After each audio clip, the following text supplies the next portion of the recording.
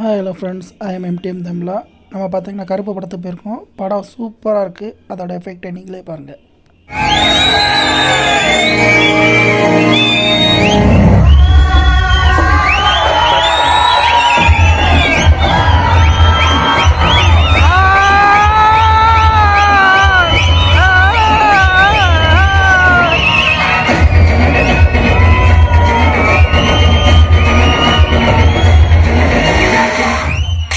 படம் பார்த்துட்டு அப்படியே இன்ட்ரோவில் 2 செல்ஃபியை போட்டு அப்படியே ஸ்நாக்ஸை சாப்பிட்டு அப்படியே அரட்டைகள் பேசிட்டு மறுபடியும் போனோம்னா படத்துக்குள்ளே மாதம் முடிக்கிறாங்க. ஜனங்களுக்கு நல்லதுன்னா பண்ண மாட்டீங்களா? செதற விட்டு செய்ய வைப்போமா?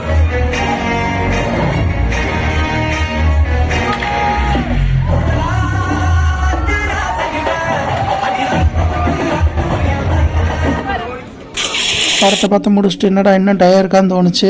அதான் நாங்கள் வேறு வழியே இல்லாமல் போன இடம் தான் பொருட்காட்சி. அங்கே போய் செஞ்ச சேட்டைகள்.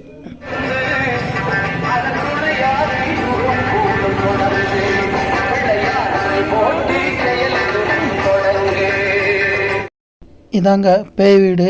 பேய் வீடுன்னு சொல்லி எழுதி போட்டிருந்தாங்க. ஆனால் உள்ளே அலௌடு கிடையாது அப்படின்னாங்க. ஏன்னா நாங்கள் போன நேரம் பார்த்திங்கன்னா 5:40.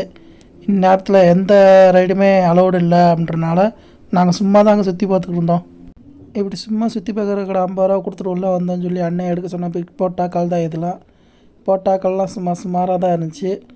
ஆனால் அதை எடுத்த மூமெண்ட்டு தான் வேறு லெவலில் இருந்துச்சு. ஒரே ஃபன் தாங்க.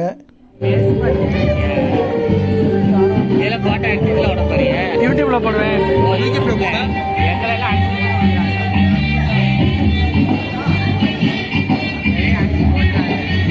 பார்த்தீங்கன்னா ஃப்ரெண்ட்ஸ், 2 உருட்டு ஒரு எரிதல் பந்து எறிஞ்சோம். எங்களுக்கு பரிசாக இதுதான் கிடச்சிச்சு. இவ்வளோதான் பரிசு. துப்பாக்கி சுடுறதுக்கு ஒரு பரிசு கிடையாது. ஆனால் துப்பாக்கி சுடாதீங்க ஃப்ரெண்ட்ஸ். சூப்பராக இருந்து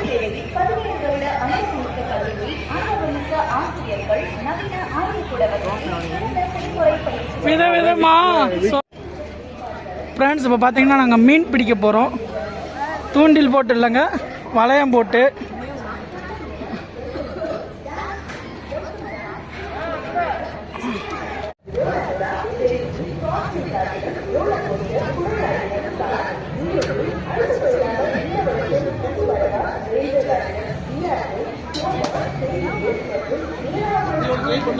போடு போடு.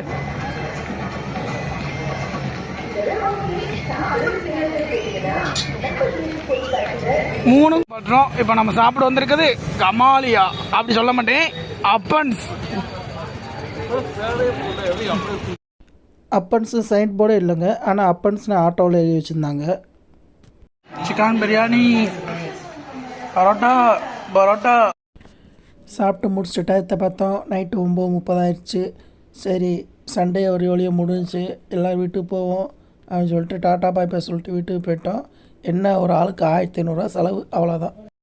எனிவே, இவ்வளோ நேரம் பொறுமையாக பார்த்தா உங்களுக்கு மிக்க நன்றி. டாட்டா பாய் பாய் ஃப்ரெண்ட்ஸ்.